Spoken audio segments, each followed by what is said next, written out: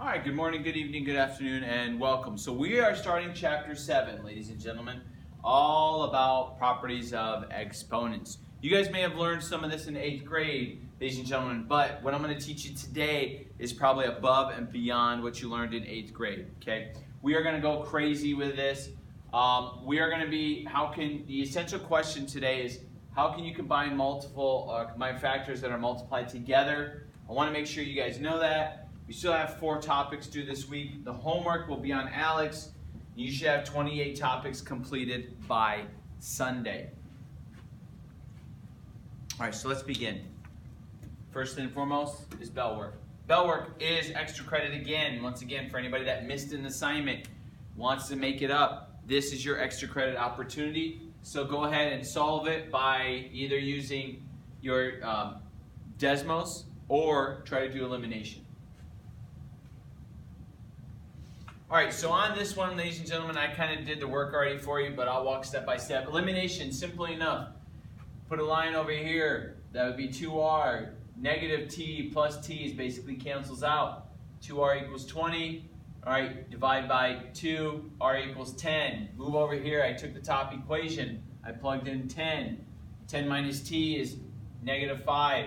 Subtracted negative 10 from both sides. I end up with negative t minus and a negative 15. And you know you cannot leave a variable, with a negative number. Okay, so since you cannot leave it, you basically are supposed to technically multiply both sides by negative 1. When you do that, you get t is 15. This is substitution. Simply enough, put brackets around it, plugged it in. Here's the equation. It's supposed to be 0.5. Okay, so as you go along, I'll put a 0 in there. Add these two together. Subtract 2 from both sides. Divide by 2.5. X is 2. Simply enough, plug a 2 back into this top equation then. 2 times 2 is 4 plus y minus the 4 is y is 3. Hopefully you guys can see that. What is the solution of this equation? I did the same thing. So y equals, so I just plugged in the negative 2x to up here. So I have negative 2x equals x plus 3. Subtract x from both sides, you get negative 3x equals 3. Divide by negative 3, x is negative 1. Tag in the negative 1 at the top here, y equals 2. If you have any questions, please come see me in class about it. All right, we are looking at and express repeated reasoning, okay? Using a structure to identify and write, ways to rewrite it, using properties of exponents. We're going to evaluate them, multiply monomials, and simplify expressions. We've talked about a monomial before, ladies and gentlemen. I want to make sure if you have your book at home, please make sure you use your book on this lesson. It's going to be on page 395. Okay, when you guys open that up, you will see the definition of a monomial again, and the definition of a constant. Please make sure you underline, annotate, and highlight the answers for your vocabulary words. All right, now we're going to determine whether each expression is a monomial. Write yes or no and explain your reasoning. A monomial, according to your book, is a number, variable, or product of a number or one of a non-negative exponents. It has only one term. So, ladies and gentlemen, does this only speak of one term here? This is actually 17 minus t. This would be a no, because it is what? It has more than one term, okay, involves subtraction. B is actually a yes, okay, because the expression is the product of a number and has a number and 2 variables. This is a monomial, but technically it's all one expression. If you were to multiply everything together, you would actually get one single number. Yes, the expression is constant, 3/4. This is a single number. This is a no because the division of a variable, it is not a definition of what a monomial is, which is a constant real number. You can have a variation to this. All right, so using this guide that you have in your notes, okay, go ahead and answer this guided practice. All right, I'll make sure to go over this again, but on this, ladies and gentlemen, remember this is adding addition, so this is a no. This is one big unit, so this is a yes, okay? This, ladies and gentlemen, is also a yes because of this variable right here, which is constant, which means it doesn't change, which means no matter what you put on the top line, the number is going to be the same. It's not going to change. And ladies and gentlemen, this one is a no because of this variable in the denominator. Okay? So a couple key factors, and we'll talk about it more in class, but know why it's a no. More than one variable, no here because the variable can change and is not consistent. Okay? Here's what we're going for, guys. Crazy stuff. Multiplying real numbers together in integers. If you have two integers, that the bases are the same. So an example here is AA. So the bases are the same. All you do is you add the exponents. Okay? So here's your example. Yay, yay. Whoopie-doo. All right, so most of you may not get it, so let me kind of break it down to you in reality terms based with this first example. We do not, so what does this really represent? That's what I want to make sure you guys understand. What does it represent? What I mean by that is, if I were to write this out, this term is the same as saying R times R times R times R. There are how many R's in there? There are 4 of them, okay? Now, we're going to multiply because remember there's a multiply in here, so multiply. And then we have negative 12 times R. And then how many R's do we have now? 7. 2, 3, 4, 5, 6, 7. Now, do we write it all out like this? No, we don't. We put it with the exponent function. But this is what it is. It's basically saying this letter value for R. So say if I had 3 in here, okay? If it was the number instead of R, it was 3. It'd be 3 times 3 times 3. You'd multiply it by 4. 3 times 3. You guys get the drift, right? Now what we're doing, since we don't know the variable, now we need to shrink it all back into one solid piece. So all of this, ladies and gentlemen, okay, it will come down to how many R's do we have now? 1, 2, 3, 4, 5, 6, 7, 8, 9, 10, 11.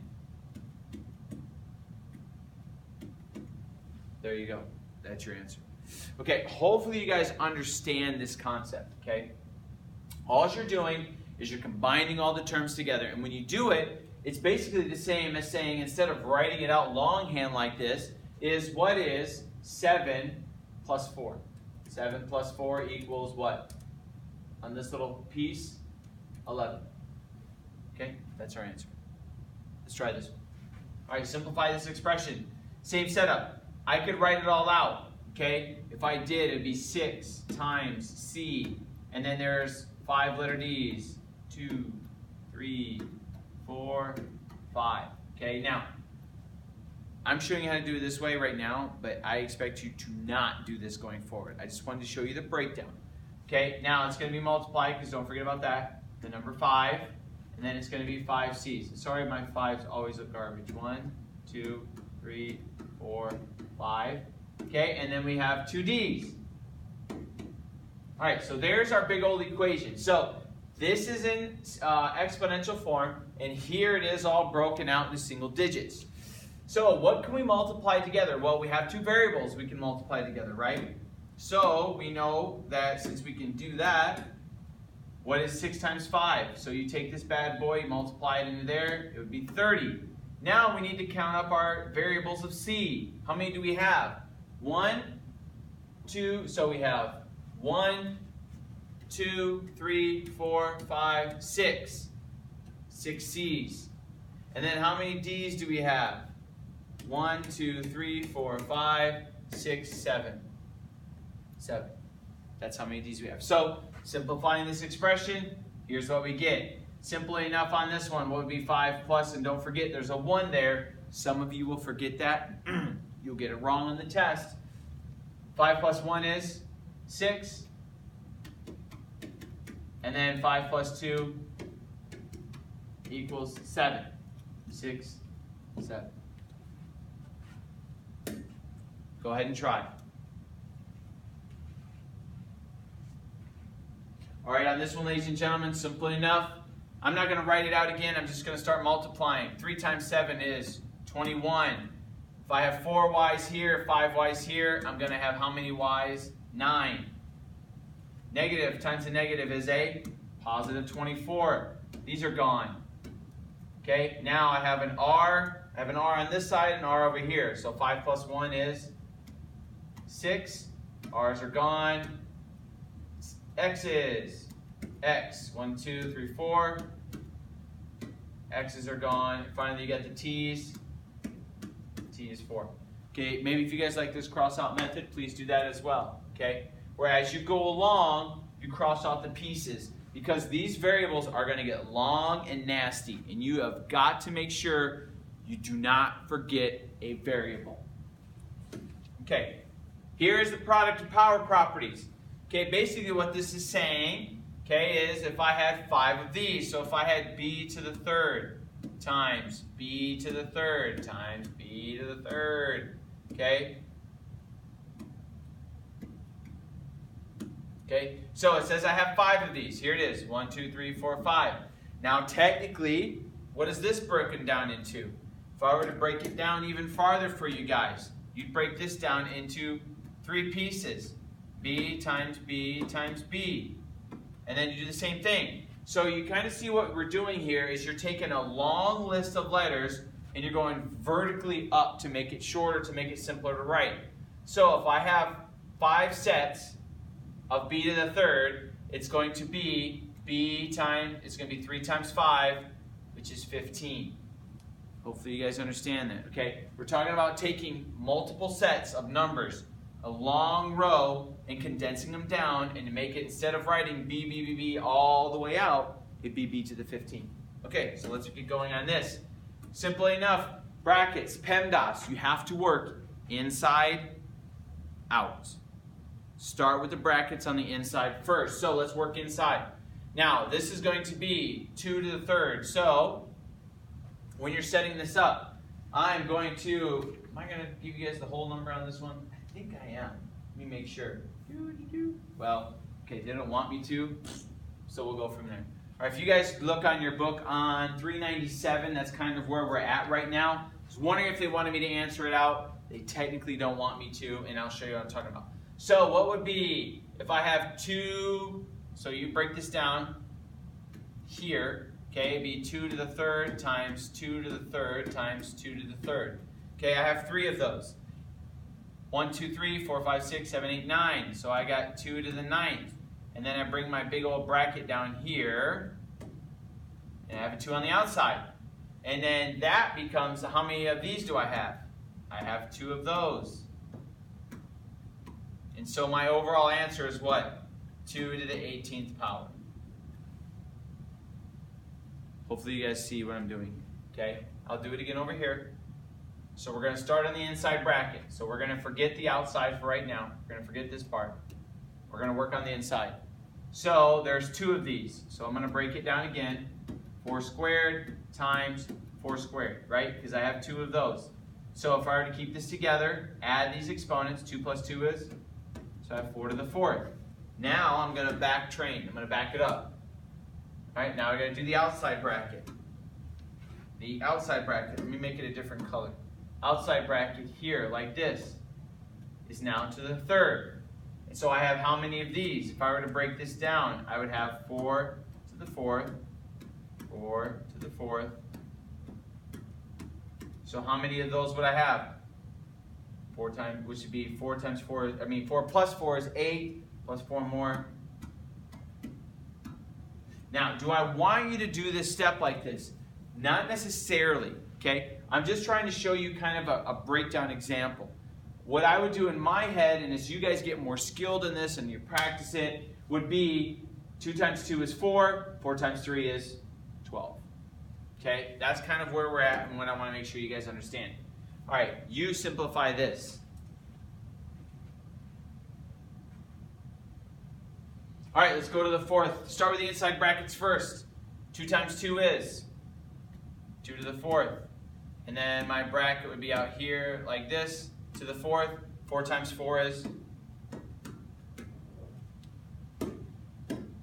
okay, this one right here, start with the inside bracket, okay? It would be 3 to the, so I got 4.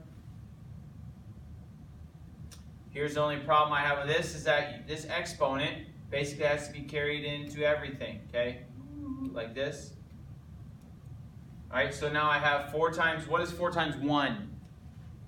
It's 3. 3 times 2 is 6. And then 3 times 1 is 3 again. Then I got my big old bracket on the outside, and now I've got 2 of these. So if I were to do this, what is 2 times 3?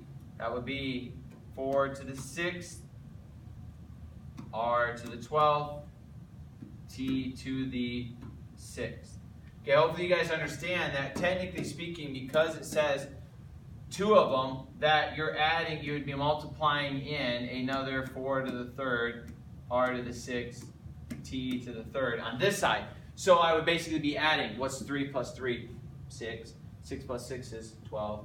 Okay, hopefully you guys understand that. Okay, now, it's going to get complicated, I understand that. And so if you have any questions, please do not hesitate to ask on this. All right, simplify. Now, ladies and gentlemen, we're going to take it one step further. See, we always do a chain up reaction. On this equation here, okay, did we multiply this variable out and solve it? No, we did not.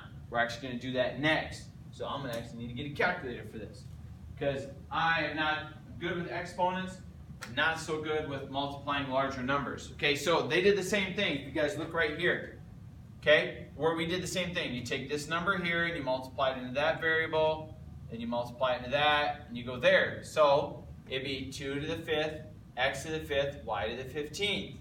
But do you leave it at 2 to the 5th?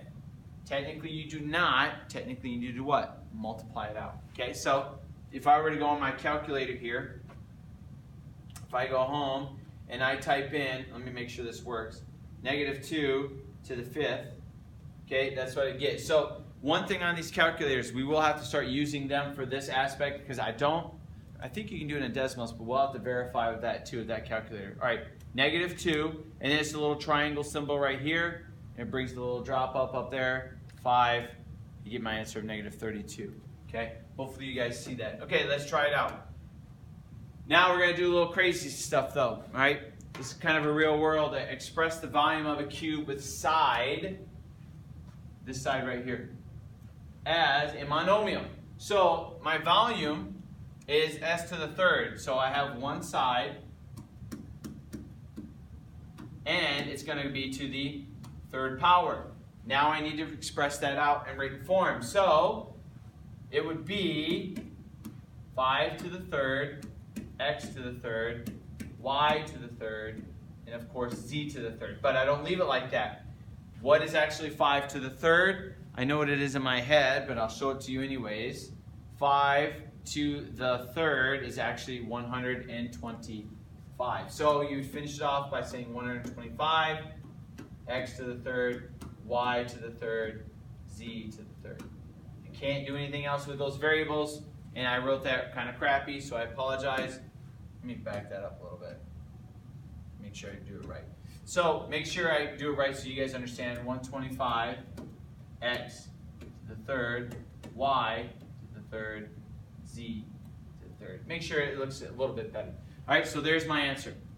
All right, you guys try this one. Remember, the area of a square, okay, would be, an area of a square would be one side squared, and then the area of a triangle is 1/2 times base times height. Oh, that's a horrible H. 1/2 times base times height. There's your formulas, figure it out.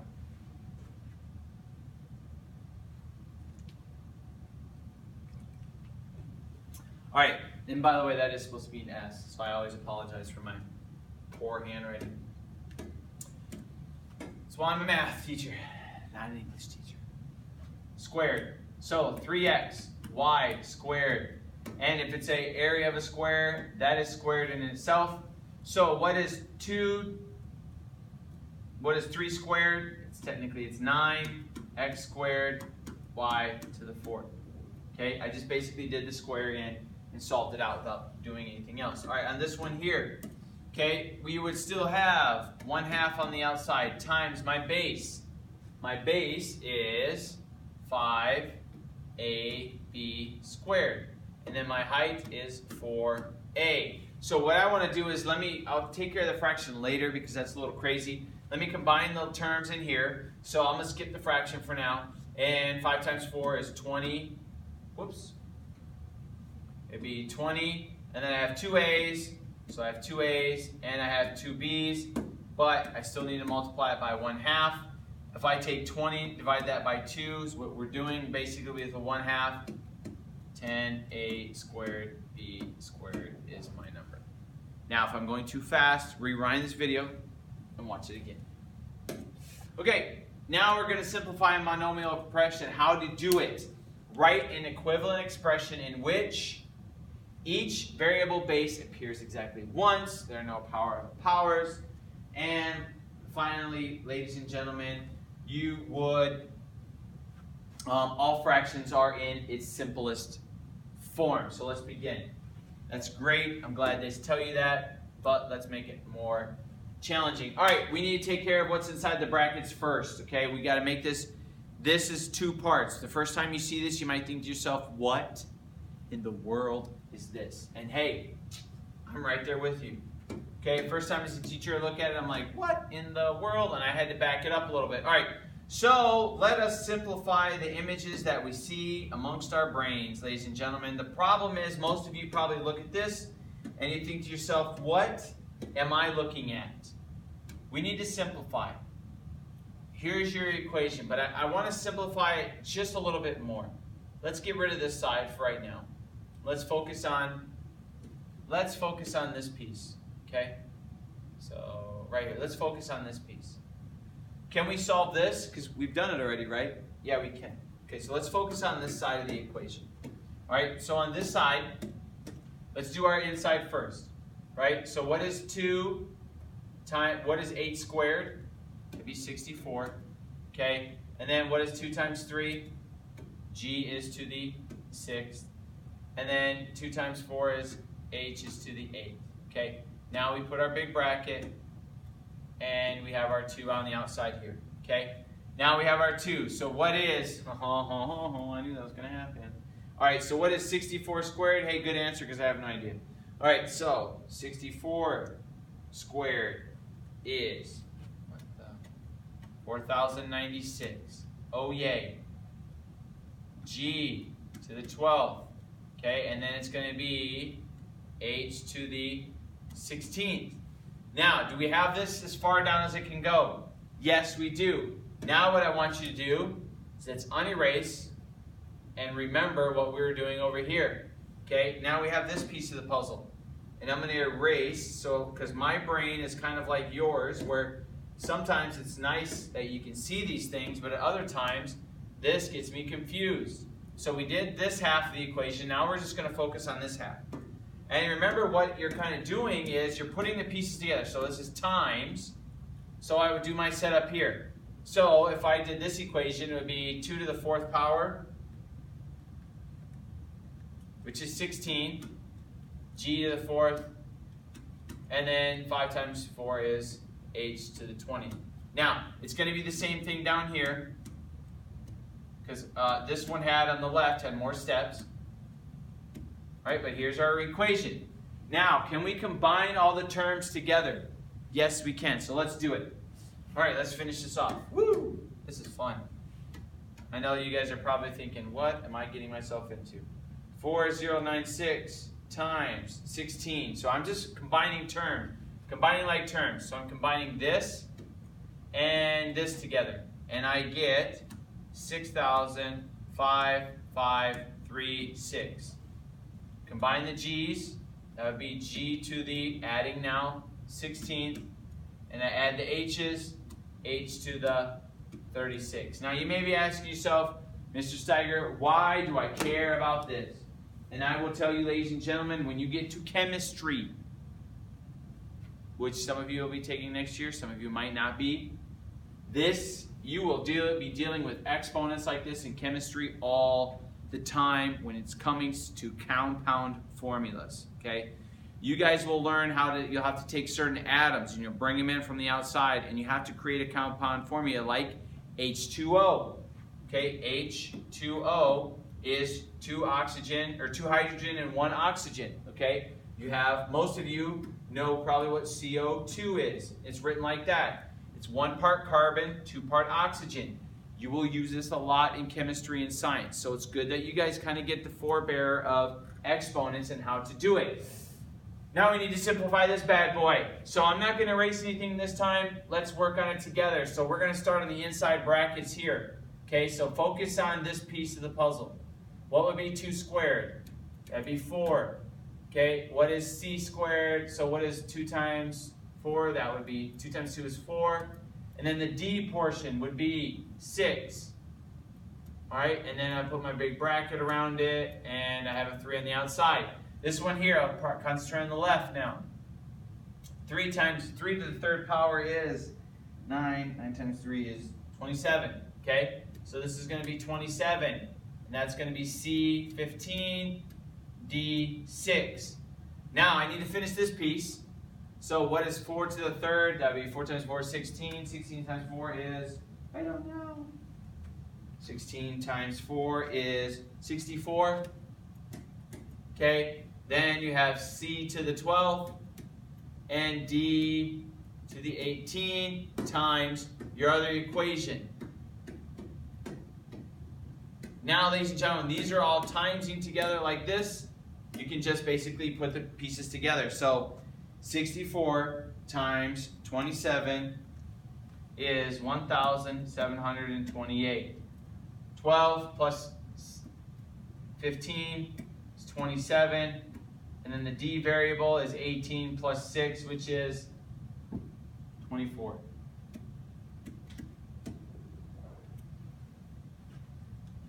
Hopefully I haven't lost you. And if I have, back it up, try again, and we'll do the math. Your turn. You might be asking yourself, why, Mr. Stiger, would you throw in this fraction? Why would you be evil to me? Well, I understand that completely, but ladies and gentlemen, it's what it is, what it is. All right, so let's work on this first piece here. So let me work on the bracket on the left, okay? There's no way to do it, but let's work on this one first. So what would be -4 squared? If you actually put that in a calculator, you would get out to be 16, and then that would be b squared, okay? And then we have our bigger bracket with a 2 on the outside, okay? Now, if I did this variable and solve this one out, okay? Hold on, let me make sure I can do this other part first. All right, so we have that squared. Now, ladies and gentlemen, let's do this piece here. We have 1/2 of a fraction. So what we need to do now is I have got to, and I believe, I'm making sure, because I know what the answer is, I'm going to make sure I do this right. And if I do this wrong, the good news is I cut this video and restart it. So what you want to do now, ladies and gentlemen, is we do want to get rid of this fraction, okay? Because I believe, unless I put it in the calculator, let me find out. 1/2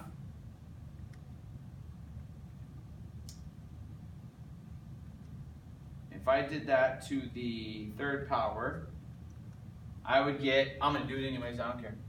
If I put this in the calculator, ladies and gentlemen, 1/2 to the 3rd power is 1/8. Okay, that's in your calculator. Oh yay. Okay, so I have this, then I have my 3, so that would be a to the 6th and b to the 6th as well. Now I still have one big bracket out here I got to get rid of. So 16 squared. So 16 squared is 256. Okay, and then this is going to be b to the 4th, and that's going to be multiplied by 1/8 times a to the 6th, b to the 6th. All right, so now we have our equation. Now you can combine everything up. So on your handy dandy calculator, you can put 256, all right, and 256. And remember, what you're going to do is you're going to divide it by 8. Because if you were to multiply these two together, okay, this is basically saying if you combine 1/8 times 256, okay, it's actually 256/1, so this is your setup. So you can technically put it in a calculator like that, and you'll get the answer. Okay, so the answer is 32. And then, do I have any A's over here? No, I don't. But do I have any B's? Yes, I do. There you go. So ladies and gentlemen, my goal on ALEKS will be to make sure you guys can do this as well. Very hard lesson, okay? I'll give you a couple more problems to do because I want to make sure you can do the manipulation. Hopefully, if not, ladies and gentlemen, I might be giving you a worksheet for this.